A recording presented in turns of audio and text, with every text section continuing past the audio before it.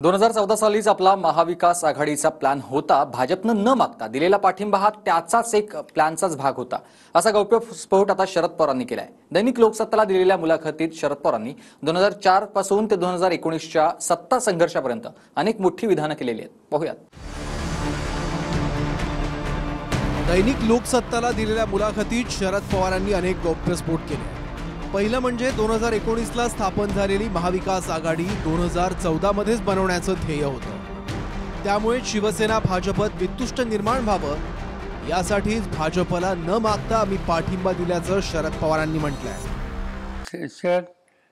याचं नियंत्रण राज्याचं हे कंपॅरेटिव्हली सेनेकडे गेलेलं आम्हाला अधिक पसंत होतं. स्वस्त सांगायचे मोदींनाच आमचा विरोध होता आणि तो विरोध असेल तर यांच्यात ते अंतर कसं होईल याची काळजी घेण्याची आवश्यकता होती. काँग्रेस विचाराचे लोक, शिवसेना या सगळ्यांचं ऐक्य होऊन एक पर्याय महाराष्ट्राला द्यावा हेच सूत्र आमच्या डोक्यात होतं.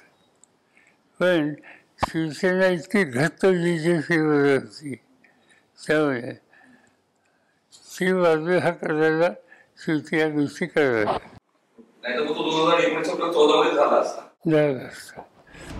2019ला उद्धव ठाकरेंना नेतृत्व देण्यास आपलाच पुढाकार होता. मात्र त्याआधी शिवसेनेत शिंदेंचं नाव मुख्यमंत्री पदासाठी चर्चेत आहे याची कोणतीही कल्पना नव्हती असं शरद पवारांनी म्हटलंय. त्यावेळी जी बैठक झाली त्याच्यात एकनाथ शिंदे हे मुख्यमंत्र्यांच्यासाठी त्यांच्या पक्षात अंतर्गत चर्चा असेल, आमच्याकडे नव्हती. प्रस्ताव मांडला की नेतृत्व कोणाला द्यायचं आणि त्यावेळेस सगळे गप्प बसले. माझ्या शेजारी उद्धव ठाकरे होते. मी त्यांचा हात धरला आणि त्यांचा हात मी वर केला आणि यांचा विचार करावा हे इंडिकेट केलं आणि लोकांनी जाळ्या वाजवल्या त्याच्यात त्यांची निवड झाली. आणि ज्या अर्थी मी त्यांचा हात वर केल्यानंतर दुसरं कोणाचं नाव आलं नाही त्यामुळे माझी खात्री झाली की माझं ॲसेसमेंट बरोबर आहे. पण नंतर हळूहळू लक्षात आलं की त्यांच्यात इंटरनली कधी चर्चा झाली होती आणि त्याच्यात शिंदेचा विचार हा त्यांच्या पुढे होता असं दिसतंय. त्याला आम्ही अनिर्णय होतो, आम्ही कोणी त्याच्यात आमचा सहभागच त्याच्यात नव्हता. एकनाथ शिंदे मुख्यमंत्रीपदी नकोत, आम्ही त्यांच्या हाताखाली काम करणार नाही हे सांगणारे सगळ्यात आधी सुनील तटकरे, अजित पवार आणि दिलीप वळसे पाटील होते. आम्ही सिनियर आहोत, आम्ही ज्युनियर माणसाच्या हाताखाली काम करणार नाही ही त्यांची भूमिका होती. सरकार या मुख्यमंत्री हम उनको स्वीकार नहीं करेंगे. ये फडणवीस, गिरीश महाजन, सुधीर मुनगंटीवार, ये सब जो सीनियर नेता बैठे सबकी भूमिका थी ऐसे जूनियर नेता के हाथ के नीचे हमको काम नहीं करना है बस. 2014ला जेव्हा सरकार आलं त्यावेळेला उपमुख्यमंत्री पद हे भाजपने ऑफर दिली होती की उपमुख्यमंत्री पद तुम्ही घ्या, परंतु जर उपमुख्यमंत्री द्यायचं कुणाला तर त्यावर शिंदे साहेबाचं नाव आलं होतं. शिंदे साहेबाच्या नावाला स्वतः उद्धव ठाकरे साहेबांनी इंटरनल त्यांचा विरोध असल्यामुळे ते पद त्यांनी स्वीकारलं नाही. संजय राऊत आणि देसाई आणखीन 2-3 आमदार यांच्या संगनमतानं एक डाव रचला गेला आणि शरद पवार साहेबांकडे दूत म्हणून त्यांना पाठवण्यात आलं आणि तुम्ही उद्धव ठाकरेंचं नाव सांगा असा आग्रह त्यांना धरण्यात आला. 2004ला संधी असूनही राष्ट्रवादीनं मुख्यमंत्रीपद का घेतलं नाही या अजित पवारांच्या आक्षेपावरही शरद पवारांनी उत्तर दिलं. त्यावेळी अजित पवार ज्युनियर होते. भुजबळ आणि इतर नेत्यांचं नाव चर्चेत होतं, पण तसं केलं असतं तर पक्ष त्यावेळीच फुटला असता असं शरद पवार म्हणाले.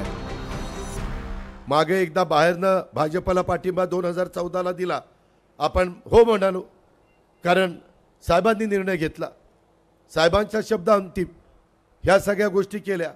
त्यांची कारकीर्द होती, त्या कारकिर्दीमध्ये ते जे म्हणतील ते करण्याच्या करता आपण मागं पुढं बघितलं नाही. एकदा मुख्यमंत्रीपद राष्ट्रवादीला मिळत होतं 2004ला. साहेबांनी सांगितलं घ्यायचं नाही, काँग्रेसला द्यायचं, आपण दिलं. वास्तविक कदाचित भुजबळ साहेब झाले असतील, कदाचित RR पाटील झाले असतील. जर माझ्या नशिबात असतं तर मी पण झालो असतो. मुख्यमंत्री पद मिळाल्याच्यानंतर ते कोण चालवणार त्याच्यामध्ये याचा विचार आम्ही करत असताना अजितदादांचं नाव तेव्हा नव्हतं. अजितदादा त्यावेळी इंजिनियर होते. पण जे इतर नावं होती, विशेषतः छगन भुजबळ होते, आणखीन काही होते, त्याच्यात पक्ष एकत्र राहील असं मला वाटलं नाही. त्यांची निवड केली असती तर पक्ष एकत्र राहिला नसता. आज नाही, उद्या, लगेचच्या लगेच नाही. त्याचं ते मत आहे. मला काही कल्पना नाही का पक्ष फुटला असता. त्याच्यानंतर सुद्धा त्यांनी मला उपमुख्यमंत्री पद दिलं एक दोन वेळा. काही पक्ष वगैरे काही फुटला नाही तसा. आणि तो फुटायचा झाला तो त्यावेळेला आता तो अजित पवारांच्या नेतृत्वाखाली नंतर पक्ष फुटला, ही परिस्थिती आहे. तुम्हाला राष्ट्रवादीचा मुख्यमंत्री कोणाला करायचंच नव्हतं की तुमच्याकडे उमेदवार म्हणून कोणी नव्हतं असं कसं म्हणू शकता? माझं म्हणणं असं आहे की 2004च्या वेळी ज्यावेळेस राष्ट्रवादी सत्तेत आलं त्यावेळेस RR आबा असतील, भुजबळ साहेब असतील, विजयसिंग मोहिते पाटील असतील, पद्मसिंग पाटील असतील, स्वतः अजितदादा असतील, असे अनेक लोक कॅपेबल होते. आणि त्यामुळं 2004ला राष्ट्रवादीकडे उमेदवार नव्हता की असलेल्या उमेदवाराला साहेबांना मुख्यमंत्री करायचं नव्हतं. ह्या गोष्टी संभ्रम निर्माण करणाऱ्या आहेत की पृथ्वीराज चव्हाणांसारखा नेता लादला गेला, त्याला विरोध का केला नाही. दरम्यान 2004 पासूनच प्रफुल्ल पटेल भाजपसोबत जाण्याचा आग्रह धरत होते. अखेरीस मी त्यांना तुम्ही एकटे जाऊ शकतात असं म्हटल्यावर ते भावनिक झाल्याचंही पवारांनी सांगितलं. 2004 पासून त्याच्या निवडणुकीच्या आधीपासून आणि प्रफुल्ल सिन्सिअरली मला सारखं सांगायचे की या निवडणुकीमध्ये आपले पक्ष टिकणार नाही. इंडिया सायनिंगचा मूळ आहे, वाजपेयीला पर्याय नाही, आपण सगळे भाजपत जाऊया. तासन तास त्यांनी माझ्याशी आग्रह केला. शेवटी एक दुसरी नाही म्हणून सांगितलं, तुम्ही जा म्हणून सांगितलं. शेवटी अक्षरशः त्यांच्या डोळ्यात पाणी आले. प्रफुल्ल पटेल 2004 पासूनच भाजपबरोबर जाण्याचे आग्रही होते, असा गौप्यस्फोट शरद पवार यांनी केला. बघा, हा गौप्यस्फोट नाही. तुम्हाला तो गौप्यस्फोट वाटतो आहे मीडियाला, याचं मला आश्चर्य वाटतं. शरद पवारांनी जे सांगितलं आहे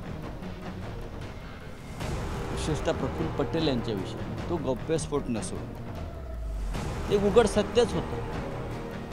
हे सगळ्यांनाच माहिती आहे, त्यात नवीन काय नाही. अजित पवारांच्या आरोपांवर बोलताना आपण कधीही सुप्रिया सुळे आणि अजित पवारांमध्ये भेद केला नाही. दादांना मुख्यमंत्रीपद, मंत्रीपद, विरोधी पक्षनेतेपद आणि विधिमंडळ पक्षनेतेपद देऊन सुद्धा अजित पवारांची ओरड निरर्थक असल्याचं पवार म्हणाले. तुम्ही आशीर्वाद द्या ना, चुकलं तर सांगा ना, अजित तुझं हे चुकलं.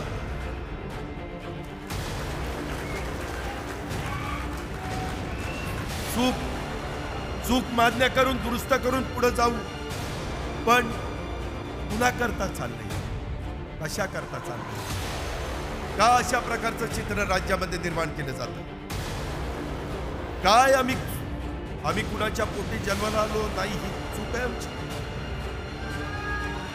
वेगळं काही होतं नाही काय, माझ्या दृष्टीने काही खरं नाही. माझ्या कुटुंबाचा जर विचार केला तर आज पवार कुटुंबामध्ये कुटुंब प्रमुख मी आहे. तर 3 वेळेला उपमुख्यमंत्री, त्याच्या आधी मंत्री, त्याच्या आधी राज्यमंत्री, या सगळ्या गोष्टी म्हणजे पॉलिटिकल निर्णय विशेषतः सत्तेचे त्याच्यामध्ये सुशया कुठंच नव्हती आणि. दरम्यान निवडणुकीचा शेवटचा टप्पा असताना शरद पवार यांनी ही मुलाखत दिली आहे. सत्ता संघर्षातल्या विविध गोष्टींवर भाष्य करताना सामान्य शिवसैनिक उद्धव ठाकरेंच्याच बाजूने उभा असल्याचं सांगून ठाकरेंचं त्यांनी कौतुकही केलंय. Bureau report, TV9 Marathi.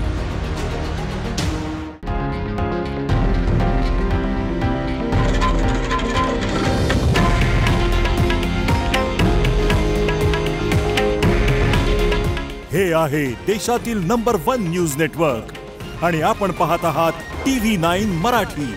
काळजी तुमची, हित महाराष्ट्राचं.